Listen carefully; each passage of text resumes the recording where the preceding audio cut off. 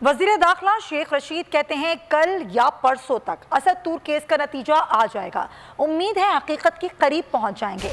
एक आदमी की शनाख्त के करीब हम पहुंच चुके हैं। कल तक फिंगरप्रिंट्स की शनाख्त हो सकती है। 3 लोग हैं, अगर उन तक ना पहुंच सके तो इश्तिहार देंगे। बाज लोग बिना वजह इदारों पर उंगलियां उठाते हैं। गैर मुल्की आकाओं के कहने पर हसास इदारों पर इल्जामात लगाए जा रहे हैं। बेबुनियाद इल्जामात से पाकिस्तान का तशक्कुस मजरू हो रहा है। वज़ीर दाखिला ने कहा कि PDM टाई फिश हो गई। PDM वाले सिर्फ मीडिया खेल रहे हैं।